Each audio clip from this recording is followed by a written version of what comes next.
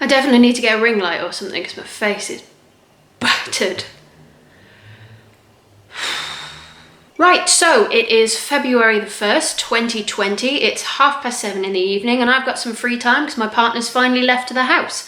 I've sent him off to go and play with his friends so I can get some time to film things. Now, tomorrow, I turned 23. Back when I had my old channel, I uploaded a video of what I wanted to be doing by the time I was 25, a sort of 25 before 25 kind of thing. I've achieved nothing on that list. Not for lack of trying, but because my goals have sort of changed. I made that video when I was 20, now I'm 23, things change. Back then I wanted to be an actress, now I want to be a writer. It's very, very different. I changed my perspective on things because it turned out I loved the people I was acting with more than the act of acting itself. Don't get me wrong, I would love to have an epic speech and be thrown right back into the middle of Julius Caesar and do all my Cassius stuff again. It's why I won the biggest diva award, it's on my wall. Pride of place, everyone who walks into my house knows straight away how things are run.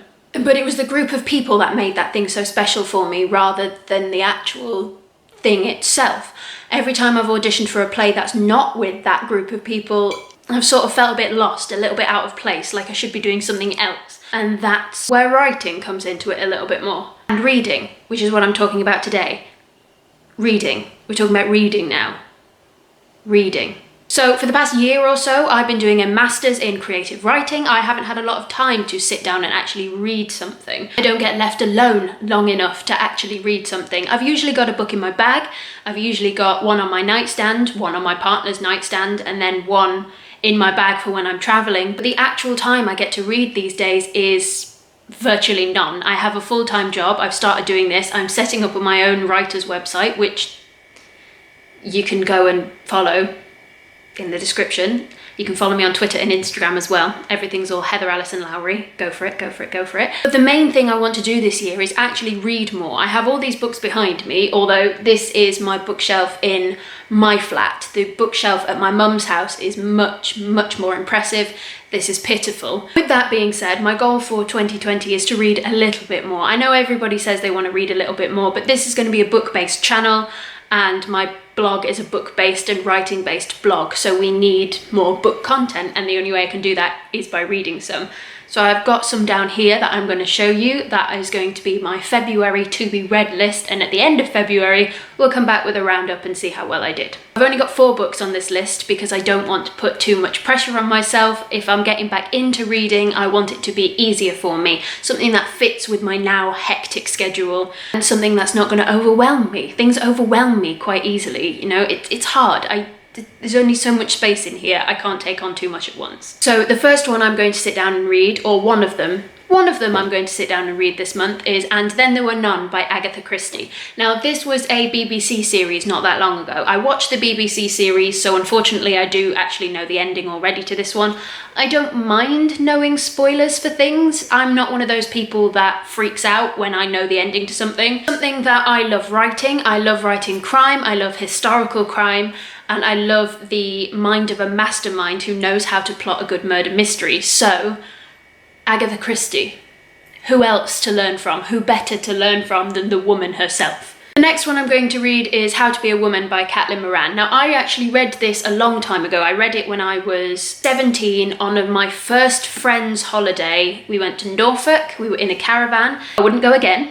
But I read this book while I was there, and this book taught me how to be a feminist, and I have never looked back since. I've just spilled my tea all over myself. We had a barbecue one night. It was actually quite nice. Recently I met Caitlin Moran. I went to her book tour for How to Be Famous, which is that yellow one there. I met her, I spoke to her, I told her what she meant to me. She gave me a massive kiss. It was probably the best moment of my life. She told me and my mum we looked too glamorous to be there to see her.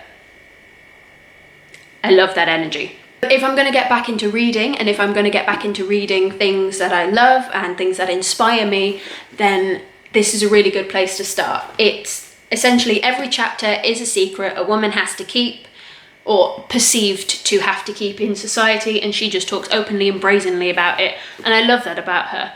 And the kind of writer that I am. I'm very much confident in the way that my characters sound, and this is the kind of voice I want my main character of my next story to feel like. So reading something like her is really going to put me in the right mindset for it. Now, I'm not usually one for two by the same author at once, but this month I am. Rebecca by Daphne du Maurier. I had to see the film of this for my A-levels. It was a summer task before we started our A-levels, and they asked us to watch Rebecca and write an essay on it, and we did, and I did, and I liked it because I like the way that the story was crafted. I like the idea that this character of Rebecca, you never see her at any point in the film. She is constructed by the viewpoints of the people around her, because spoiler alert, she dead.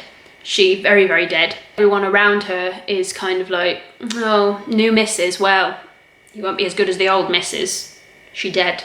That is the premise of the entire book, and the second Mrs. De Winter, who never gets a name apart from the second Mrs. De Winter, has to navigate a new life with Maxime De Winter to find out a little bit more about who Rebecca was and why no one will let her the fuck go. As I said, I'm not usually one for 2 books by the same author in 1 month, but My Cousin Rachel by Daphne du Maurier is the final book on this list, and that's only because I saw it at the theatre recently.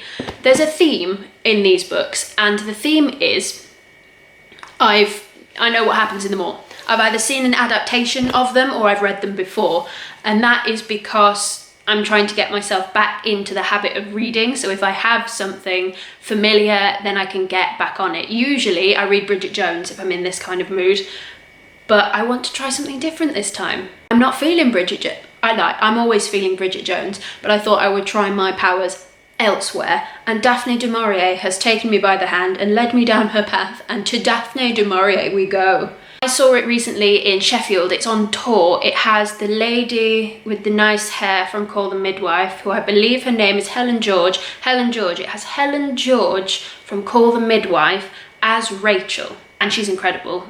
She's incredible. She absolutely blew me away. She's incredible. She knows how to project. She knows how to delicately place each.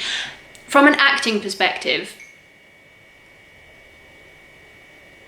she was so good. It left us shaking a little bit. It left us kind of, huh. I've not seen the film adaptation with Rachel Weisz. She's on the front of this cover with a lovely buy one get one half price sticker on her face.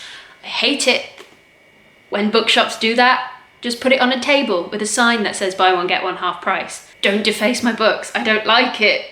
Ugh.